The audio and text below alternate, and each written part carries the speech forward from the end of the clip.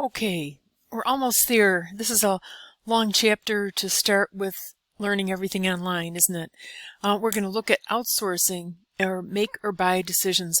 And the idea is that, does it make sense to dedicate a piece of your plant and your expertise to making headlights, for example, if you make cars, why not just buy headlights from a headlight manufacturer? Okay, that's an outsourcing decision. Do you bring that in-house or do you leave it outside? So some of the things that we look at variable costs and how they compare to the outsourced cost. But then we've got to figure out, are there any avoidable fixed costs? Do some fixed costs go away if we outsource the product? And if we free up some part of the plant, what can we do with the freed capacity? Can we produce something else, or could we rent it to someone?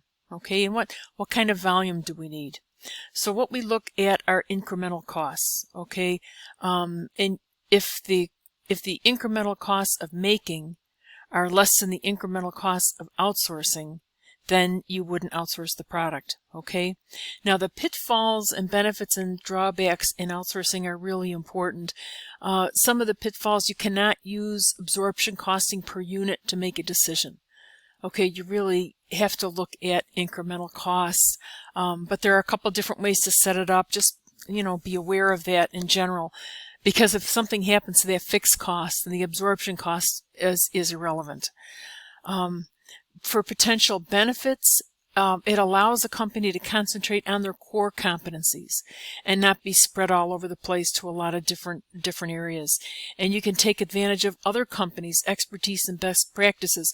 For example, outsourcing payroll is very common. Okay, a company like Paychex has everything up to date all the time. All the tables are up to date. They're connected with the federal government and all the states. They just make it a lot easier to do. And also reduction of risks associated with investing in infrastructure. Buying plant.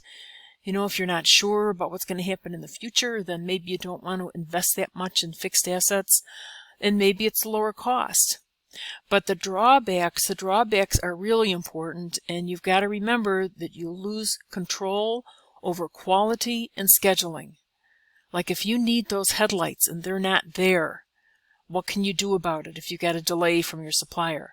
Okay, and if they decrease their quality, that will also hurt you. The other thing that could happen is it may result in layoffs at your plant, and that's just never a good thing. Okay, so here we've got an example of I can't remember what it is, but we've got this is something that we're thinking about outsourcing some product. Our direct materials are $4, direct labor, variable overhead, so $6 in total variable manufacturing overhead costs. We've got $4,000 in fixed overhead, so our total manufacturing cost is $16,000. Okay, divided by 2 million units is a fully absorbed unit cost of $8 per unit. Okay. So here's some more information. The variable cost of producing other earbuds, that's right. Variable cost of producing each earbud is less than the outsourcing cost. So our cost is $6 per unit, and we've got the outsourcing cost is $7. Based on variable cost alone, Sony should manufacture the earbuds in-house, but you've still got to consider fixed costs. So in this case, they're going to assume that Sony could save $500,000 of fixed costs each period by outsourcing. Most of it would be the result of cancelable leases and specialized machinery that's used for making earbuds. However, most of the fixed manufacturing costs, such as property taxes, relate to plant capacity and will continue to exist even if the company stops making earbuds. Okay, we're also assuming that the capacity remains idle. So here is an incremental analysis. If we make the earbuds, our variable costs are $12,000. If we outsource it, it's $14,000. So that's 2,000 units times $7. Okay. Fixed costs are $4 million to make the earbuds, $3.5 million to outsource. So we've got a $500 savings.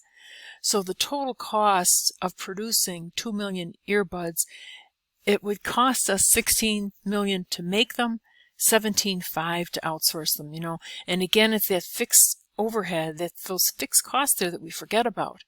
They don't go away. They're here in both cases. Okay, so that's $1.5 million. Okay, here's a broader way to look at it. Here are our individual costs times $2 million. Add the fixed manufacturing overhead. It's not that much different than the other one. Okay, so it'd be $8 per unit to make it, $8.75 to buy. Okay,